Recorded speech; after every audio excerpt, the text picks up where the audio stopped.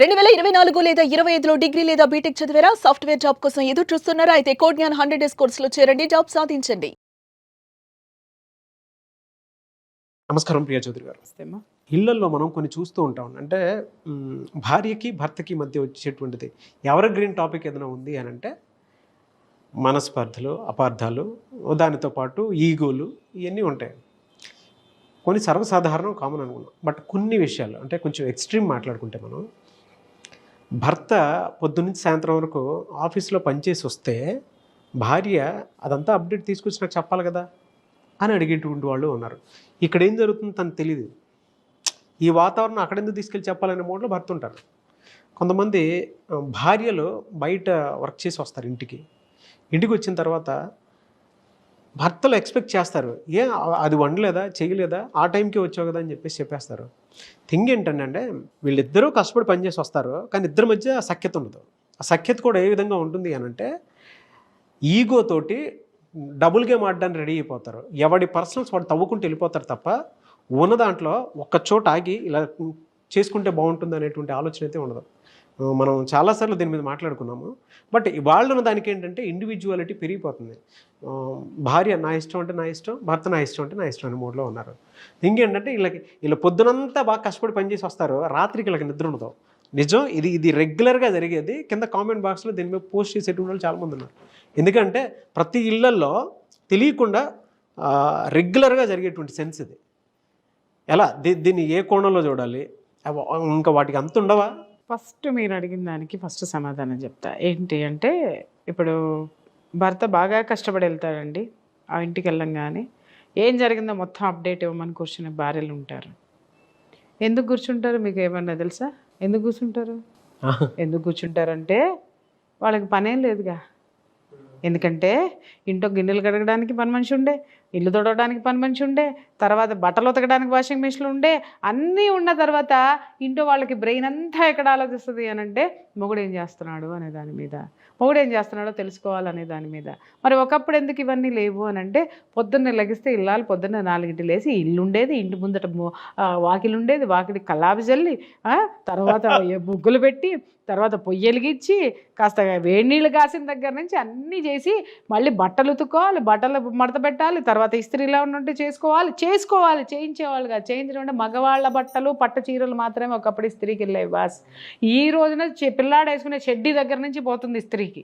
ఇవన్నీ ఎవరు చేసేవాళ్ళు అంటే ఇంట్లో ఉన్నటువంటి ఇల్లాలు చక్కగా తన పని తాను చేసుకునేది. అది బానిసత్వం కింద కూడా ఒకప్పుడు మారింది. దాన్ని నేను ఖండిస్తున్నాను. కానీ తన డ్యూటీ ఎంత పర్ఫెక్ట్గా ఉండేది అని అంటే వాళ్ళు దానికోసమే ఉండేవాళ్ళు. ఇంకా వాళ్ళకి సంపాదించడం, బయటికి వెళ్ళి సంపాదించడం అనేటటువంటి కార్యక్రమం వాళ్ళకి పెట్టేవాళ్ళు కాదు మగవాళ్ళు. సో ఆవిడ పని ఏంటి అంటే పొద్దున్నే లేవగానే ఇంటిని చక్కబెట్టుకోవాలి, అలాగే తను చక్కగా ఉండాలి, అలాగే ఉన్నటువంటి పనులన్నీ కూడా తనొక్కటే చేసుకోవాలి. పని వాళ్ళు లేరు. పని వాళ్ళు ఉన్నారంటే బాగా బలిస్తే తప్ప పని లేదు. ఈరోజు పని వాళ్ళని పెట్టుకున్న తర్వాత అందరికీ బలిసిపోయింది ఒళ్ళు.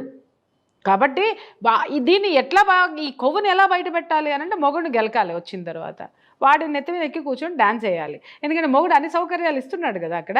అంటే ఇక్కడ బాధ పెట్టమని కాదమ్మా. మళ్ళీ ఆడాళ్ళందరూ కలిసి కామెంట్లు పెడతారేమో, ఒక జాతి ఉంది ఇక్కడ, నా ఆడాళ్ళందరినీ తిడుతున్నానని చెప్పేసాను. ఆ జాతికి నేను చెప్పట్లేదు, పద్ధతి నేను చెప్తున్నాను. మగవాడు బయట కష్టపడి సంపాదించుకొస్తే ఆడది ఇల్లుని చక్కబెట్టుకుంటూ, పిల్లల్ని చక్కబెట్టుకుంటూ తన బాధ్యత, ఇది తన బాధ్యత, అది మగవాడు బాధ్యత. సంపాదన అనేది మగవాడి బాధ్యత అయితే ఆ విత్తాన్ని తను చాలా జాగ్రత్తగా ఖర్చు పెట్టడం కానివ్వండి, పొదుపు చేయడం కానివ్వండి, ఇంకేదైనా కానివ్వండి, ఇల్లు చక్కబెట్టుకున్న నాళ్ళు సంసారాలన్నీ చక్కగా ఉన్నాయి, కోట్లన్నీ ఖాళీగా ఉన్నాయి. నాగరాజు గారు, ఎప్పుడైతే ఒక సంపాదన మొగుడు బాగా సంపాదించడం మొదలుపెట్టి పని వాళ్ళని పెట్టడం మొదలుపెట్టాడో అప్పుడు ఏమవుతుంది, బుర్రంతా ఖాళీ అయిపోయింది, ఇల్లంతా ఖాళీగా కూసుని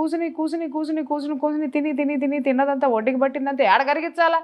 మొగుడు వచ్చిన తర్వాత సయ్యమని లెగుస్తుంది అనమాట లోపల ఉన్నటువంటి అహం. ఏం చేసావు, ఎక్కడికి వెళ్ళావు, ఈ మెసేజ్ ఎందుకు వచ్చింది, అక్కడేం చేసావు, అదేం చేసావు, దాని పక్కన ఎందుకు కూర్చున్నావు, నేను ఫోన్ చేస్తే ఎందుకు లిఫ్ట్ చేయలేదు, ఎవరితో మాట్లాడుతున్నావు, దాంతో అయితే బాగా మాట్లాడతావా, ఇది ఉందా, ఇవాళ నువ్వు ఇది చేసావా, నాకెందుకు చెప్పలేదు, ఇది ఏమన్నా కలెక్టరా చెప్పడానికి, అప్డేట్ ఇవ్వడానికి, పొద్దున్న నుంచి సాయంత్రం వరకు చేసిన దానికి వాడికి బాస్ అది ఇంట్లో వరకే, ఆఫీస్ పనుల వరకు కాదు కదా. చెప్పడానికి ఇలా మొదలుపెట్టిన తర్వాత ఇక వాడికి కొంపకు వచ్చిన తర్వాత పెళ్ళాన్ని ముద్దు పెట్టుకోవాలన్నా లేకపోతే పెళ్ళాన్ని ముద్దుగా మాటలు చెప్పాలన్నా అది ముద్దు మాటలన్నీ మాట్లాడుతూ ఉంటుంది. వచ్చిన తర్వాత వీడికి ఎక్కడో కాలుతుంది, ఇక మొదలవుతుంది. ఏందే నీకు చెప్పేదని వీడంటాడు, నాకెందుకు చెప్పవు, అసలు నువ్వేంటి నీ కథ ఏందని ఇది లేవటం. ఇద్దరు రెండు కలిపి ఏం జరుగుతుంది నాగరాజు గారు అక్కడ? యుద్ధం కాదు, చెప్పాను కదా ఇందాక ఒక ఎపిసోడ్లో చెప్పుకుందాం. కుక్కల చింపిన విస్తరలాగా జీవితం ఏమో విస్తరైపోతుంది. చించుకొని కొట్లాడుకొని మనశ్శాంతి లేదు. జీవితం అంతా కూడా మనశ్శాంతి లేకుండా ఆ విధంగా చేసుకుంటున్నారు. విలువ తెలియదు. దాంపత్య జీవితం యొక్క విలువ ఇక్కడ ఎవ్వడికీ తెలియడం లేదు. రెండోది ఏంటంటే ఫస్ట్ ఆ దిక్కుమాలిన సెల్ ఫోన్లు వైఫైలు జియోలు మీ పెళ్ళాల ఫోన్లు వేయడం మానేయండిరా నాయన, అప్పుడు మీ ప్రశాంతిగా ఉంటారు ఫస్ట్. ఓకే, అవి ఉండి కూడా ఎక్కలేని దరిద్రమైన నాలెడ్జ్ అంతా దాంట్లో నేర్చేసుకుని ఏ నాలెడ్జ్ నేర్చు సస్తున్నారో అర్థం కాదు. ఈ ఒక్కొక్క అమ్మని చూస్తే చిరాకు పుడుతుంది. ఎవరో ఏదో చెప్పారని చెప్పేసి ఏదో నవ్వులు, వ్రతాలు, పూజలు, పురస్కారాలు, గుడ్డు గూసు, అసలు ఇది కాదు అది కాదు. ఈరోజు ప్రతి ఒక్కళ్ళు పంచాంగం అయిపోయారు. ఏంది అనంటే యూట్యూబ్లో ఎవరో చెప్పారంట. హుసేన్ నీ దుంప దగ్గర నువ్వు శుభ్రంగా ఏడువు, ఏంది చెప్పారు, ఏదో జరిగితే ఏదో పూజ చేస్తే ఏదో వస్తారు అనంటే వస్తారు, కానీ అన్నీ చేస్తే ఎవడు రాడు. ఏదో ఒక్కటి చెయ్యి, ఒకదాన్ని నమ్మి ఒకదాన్ని ఫాలో అవ్వు. ఇది పొద్దున ఒకటి చూస్తుంది, మొదలు పెట్టంగానే ఇంకొక వీడియో చూస్తుంది, అది మొదలు పెట్టంగానే ఇంకొక వీడియో వస్తుంది. ఇది చేయాలా మళ్ళీ డౌట్, ఈ డౌట్ తీర్చుకోవడానికి ఇంకొక వీడియో చూస్తుంది. వాడు ఇంకేదో చెప్పంగానే దాంట్లో ఇంకేదో వస్తుంది. ఇదేమో 10 రూపాయలు అయిపోయేది కాస్త 100 రూపాయలు అది పెరుగుతుంది. ఆ 100 రూపాయలు చేయడానికి మొదలు పెడుతుంది. క్లమ్జీ ఈ చిరాకంతా తీసుకెళ్ళి మొగుడి మీద చూపించే సాయంత్రం అయ్యేసరికి. వాడేం చేస్తాడు పాప, వాడు మనశ్శాంతిగా యూట్యూబ్ ఓపెన్ చేద్దామని అంటే యూట్యూబ్ ఓపెన్ అవుతుంది కదా, ఇంట్లో ఉన్నటువంటి నోరు ఓపెన్ చేసి కూర్చునేసరికి వాడికి ఎక్కడో కాలుతుంది. వాడు మనశ్శాంతి కోసం ఏ ప్రియా చౌదరి వీడియోలో చూస్తాడు అనమాట. చూడంగానే ఆడాలని భయంకరంగా తిడతా కనపడుతుంది, సూపర్గా నచ్చుతుంది. ఆ వీడియో పెళ్ళానికి పంపిస్తాడు. దీనికి గాలుతుంది చూడండి జీవితం అని చెప్పేసి అని వాడి పెళ్ళాన్ని నైటీలు వేసుకొని చెప్పి ఆడికి అలసట వచ్చేసి నా పెళ్ళాన్ని చీరలో చూడాలనుకుంటున్నాను, ముద్దుగా చూడాలనుకుంటున్నాను, అందంగా అలంకరించుకుంటే చూడాలనుకుంటున్నాను, కుందన బొమ్మలాగా చీర కడితే బాగుండు అనుకుంటున్నాను అని ఆడ తెగ ఊహించుకుంటే డ్రమ్ములాగా ఇదేమో దిక్కుమాలిన దానిలాగా నైటీ వేసుకుని చస్తుంది లోపల. ఆడికి ఒక సాయంత్రం ఇంటికి వచ్చేసరికి ఏ కోరికలు చస్తాయి వాడికి. అట్లా చూస్తే ఆడదాన్ని చూస్తే కాస్త మొగుడు కోసం, మొగుడు కోసం కాదు, మొగుడు కోసం పెళ్ళం కోసం మొగుడు ఖచ్చితంగా ఉండాలి. ఇక్కడ మొగుడు గురించి కూడా మాట్లాడతానమ్మా, మీరేం టెన్షన్ పడబాకండి. వచ్చిన తర్వాత ఈ ఆడిపోయి ప్రియా చౌదరి నైటీల గురించి మాట్లాడంగానే వీడియో ట్రాన్స్ఫర్ చేస్తాడనమాట. ట్రాన్స్ఫర్ చేయంగానే అవుతుంది అది ఇంట్లో నైటీలు వేసుకోదా, అది నీకు మాట్లాడుతుందా, అదో పెద్ద ఇదే అని చెప్పి. అసలు నేనేమన్నా మధ్యలో ఏమన్నా చేశానా? శాండ్విచ్లు మధ్యలో ఉంటాయి నాగరాజు, తెలియదు. అదే సెకండ్ హాఫ్ పంపరు, ఫస్ట్ హాఫ్ ఒక్కడే తీసుకుని అంతవరకు మాత్రం ఎడిట్ చేసుకొని వాళ్ళకి ఏం పాయింట్స్ కావాలో అది పంపుతారు. ఆ తర్వాత మగాడు ఏం చేయాలనేది ఈడు పంపడం, ఆడదేం చేయాలనే దానికి అది పంపం. ఇక్కడ ఏమవుతుందంటే ఈడికి నేను శత్రువు, ఈవిడికి నేను శత్రువే. ఇవాళ ప్రపంచంలో హాట్ టాపిక్ ఏదన్నా ఉండదంటే ప్రియా చౌదరి వీడియోలు ఎందుకున్నాయి అని అంటే షేరింగ్ చేసుకోవడంలో విపరీతంగా వైరల్ అయిపోయినా నేను. ఇవాళ ప్రియా చౌదరి ఎట్ట తెలుసు అని అంటే మొగుడు మీద కసి ఉంటే ప్రియా చౌదరి వీడియో, పెళ్ళాం మీద కసి ఉంటే ప్రియా చౌదరి వీడియో పంపి, అంటే వీడు తిట్టాలనుకుంటే ప్రియా చౌదరి చేత తిట్టిస్తాడు, ఆమె తిట్టాలనుకుంటే ప్రియా చౌదరి చేత తిట్టేస్తుంది. ఈ విధంగా వాడేసుకుని మీ దుంపదగా అసలు మీరిద్దరు కలిసి కూర్చుని ప్రియా చౌదరి ఏం మాట్లాడిందో విని ప్రియా చౌదరి వీడియోలు పంపకండి, ఇంకా ఆ తెర చిరిగిపోతుంది. వీడియోలో ఏం మాట్లాడిందో కనుక్కొని అది మనసుకి తీసుకుని ఒక్కసారి సింహావలోకనం చేసుకుంటే అప్పుడు ఓకే నేను ఇదా, మా ఆవిడ ఇలా ఉందా, అప్పుడు పోయి ఆవిడతో చర్చించండి. ఉసే మీరు నైటీలు వేసుకుంటే మాకు పట్టట్లేదు, ఇదిగో అమ్మ చక్కగా అందంగా ఉండండి, మాకు బాగుంటుంది, మా లోపల మీ పట్ల ప్రేమ పొంగి పొర్లుతుందని చెప్పి సావండి. చస్తే వాళ్ళు అర్థం చేసుకుంటారు.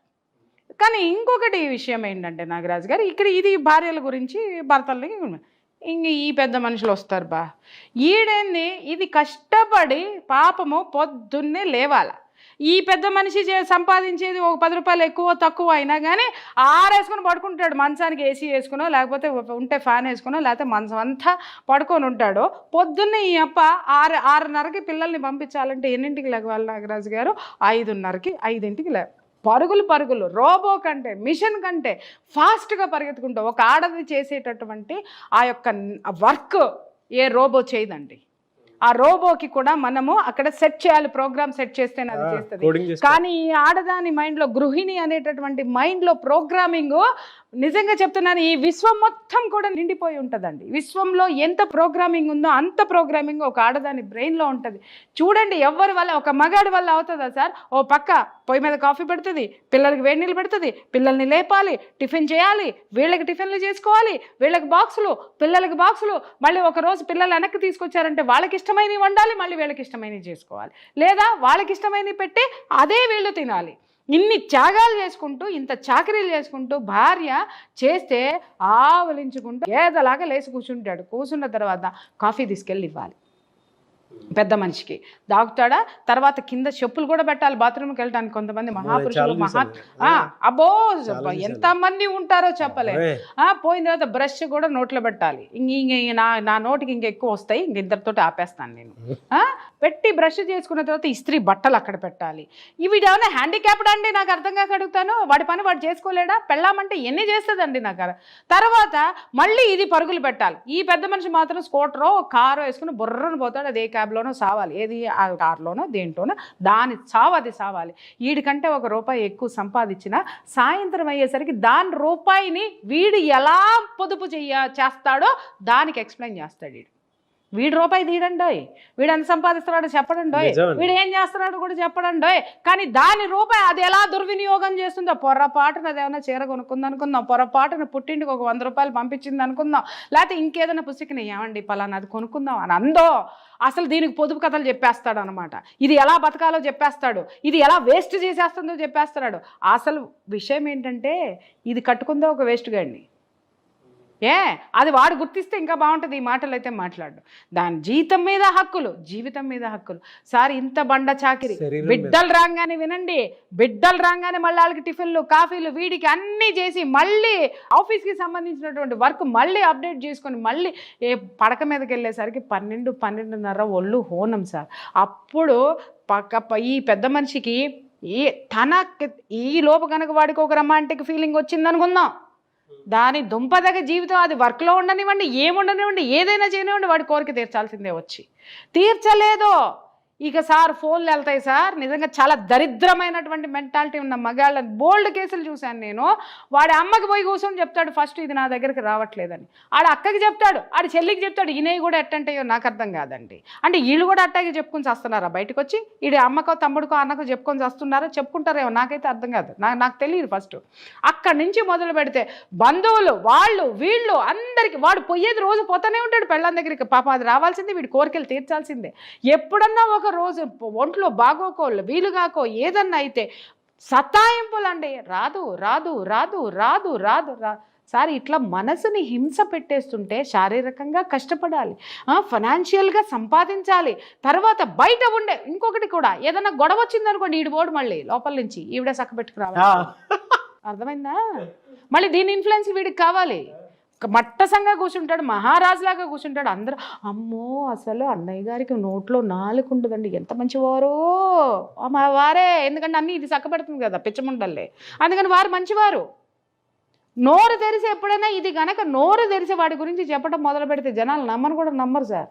ఎందుకని అంటారేమో, నోరేసుకుని పడిపోయేది ఇది కనపడుతుంది కదా ప్రపంచంలో. నోరేసుకుని ఏ సమస్య వచ్చినా నోరేసుకుని పడ్డానికి దీన్ని దోస్తాడు ప్రపంచంలోకి, ఇది కనపడుతుంది. వాడు కింద నల్లిలాగా దాని రక్తం ఎంత పీలుస్తాడో ఎవరికి తెలుసు సార్? ఎంతమందికి తెలుసు సార్?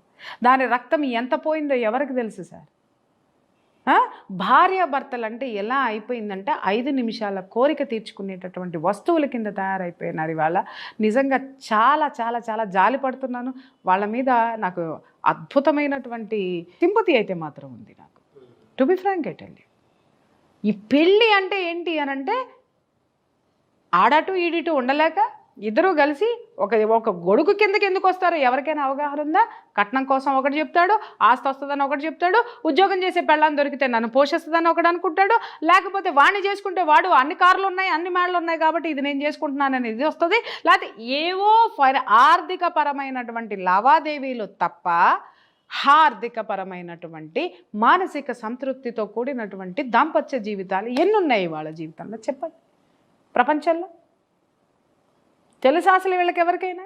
ఒక్క విషయం ఇక్కడ తెలుసుకోండి నాగరాజు గారు, దాంపత్య జీవితం అనేది, ఆ సంసార జీవితం అనేది ఎంత అద్భుతంగా ఉండాలి అని అంటే నీ జీవితం మొత్తం దాంట్లోనే ఉంది, నీ తలరాత దాంట్లోనే ఉంది, నీ యొక్క జీవన విధానం దాంట్లోనే ఉంది, నీ బిడ్డల యొక్క భవిష్యత్తు కూడా దాంట్లోనే ఉందన్న సత్యాన్ని ఈ దంపతులు తెలుసుకుంటే అద్భుతం. ఇది ఏంటి అనంటే, ఎవ్వడో కూడా నేనెందుకు ఇలా ఉన్నాను అనే అసంతృప్తితో ఉండే కంటే నేనెందుకు ఇలా ఉన్నానో ఒక్కసారి చర్చించుకుంటే నేను నా జీవితాన్ని బాగు చేసుకోగలనేమో అనేటటువంటి ఆలోచన ఎవరికైనా వస్తే గనక అద్భుతం నాగరాజు గారు వాళ్ళని వాళ్ళు తెలుసుకుంటే దాంపత్య ఎలా జీవితం. అంటే వాళ్ళని ఈ వీడియో చూసిన తర్వాత మమ్మల్ని మేము తెలుసుకోవాలనుకుంటున్నామని వైఫ్ అండ్ హస్బెండ్ కావచ్చు, లేదా వైఫ్ అయినా హస్బెండ్ అయినా సరే, ఇండివిజువల్గా అయినా సరే, సో కొంత ఉరుకుల పరుగుల జీవితం నుంచి బయటికి రావాలి అనేటువంటి ఆలోచనతో సరే ఏదైనా ఉరుకుల పరుగుల జీవితం కాదు నాగరాజు గారు, మెటీరియలిస్టిక్ లైఫ్ నుంచి అర్థమైందా మోరలిస్టిక్ లైఫ్లోకి ఎలా రావాలి అనేటటువంటి ఆలోచన ఉంటే కనుక, ఆ మోరల్స్ ఏంటి తెలుసుకుంటే కనుక ఏ ఒక్క కుటుంబంలో కూడా భార్యాభర్తలు అనేటటువంటి వాళ్ళ మధ్య పొరపచ్చాలు అనేవి డెఫినెట్గా ఉండవండి. ఇది ఎంత బిగ్ సబ్జెక్ట్ అంటే అంత big subject Nagaraju. Thank you అండి, thank you so much Priya Chowdary గారు. Thank you.